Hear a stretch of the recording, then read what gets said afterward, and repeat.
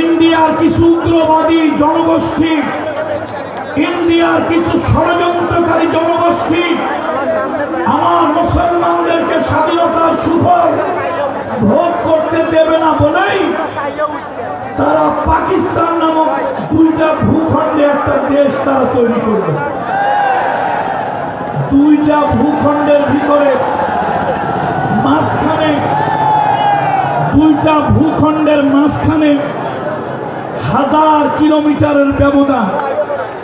আচ্ছা আপনারাই বলেন, 1000 কিলোমিটারের ব্যবধান, মাঝখানে মই নাই, চঙ্গ নাই, রাস্তা নাই, করিডোর নাই, কোন ধরনের টানেল নাই, তাহলে এই দুইটা দেশ কি করে একটা দেশ হয়? এটা সম্ভব নয়। এরপরে 1952 সালে আমাদের নিজের ভাষায় কথা বলাকে তারা কেড়ে নেওয়ার চেষ্টা করল। আলহামদুলিল্লাহ, মাতৃভাষা আল্লাহর দেয়া নিয়ামত গুলোর অন্যতম শ্রেষ্ঠ একটি নিয়ামত। সেই মাতৃভাষা, মায়ের ভাষায় কথা বলার অধিকার আমরা ফিরে পেলাম। 1952 সালে আমরা রক্ত দিলাম। সেই রক্তের বিনিময় আমরা ভাষার স্বাধীনতা লাভ করলাম। অর্থাৎ আল্লাহ তাআলার মেহেরবানি, রক্তের বিনিময় হলেও আমরা নিজের ভাষায় কথা বলার অধিকার ফিরে পেলাম। 1971 সালে পশ্চিমাদের শোষণ, পশ্চিমাদের শাসন, বঞ্চনা থেকে জাতিকে মুক্ত করার জন্য আমার দেশে একটা মুক্তিযুদ্ধ হলো।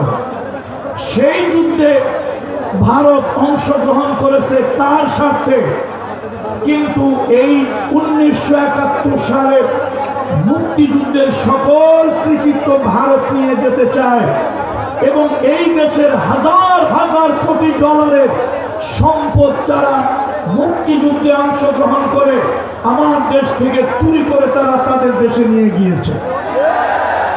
বন্ধুরা আমার, সেই ভারতের অগ্রাসন থেকে এখনো আমরা মুক্তি পাই নাই। পাকিস্তানিদের কবল থেকে, পাকিস্তানিদের শোষণ শাসন থেকে আমরা মুক্তি পেয়েছি ঠিক, তবে ভারতীয়দের আধিপত্য, তাদের ষড়যন্ত্র থেকে এখন পর্যন্ত আমরা মুক্ত হতে পারি নাই। আমার দেশের ভিতরে অর্থনৈতিক বৈষম্য, আমার দেশের ভিতরে পানির বৈষম্য, আমার দেশের ভিতরে চাকরির বৈষম্য, আমার দেশের ভিতরে বিডিআরের যে হত্যাকাণ্ড, আমার দেশের সোনার টুকরা আর্মি এবং বিডিআরদেরকে ষড়যন্ত্র করে তারা হত্যা করে আমার দেশের সশস্ত্র বাহিনীকে তারা দুর্বল এবং পঙ্গু বানিয়ে দিতে চেয়েছিল। শুধু তাই নয়, তাদের পক্ষ থেকে ইন্ডিয়া একজন ঘসেটি বেগম দীর্ঘ 15.5 বছর আমার দেশের স্বৈরাচারী শাসক হিসাবে আমাদের মাথার উপর ইন্ডিয়া বসিয়ে রেখেছিল।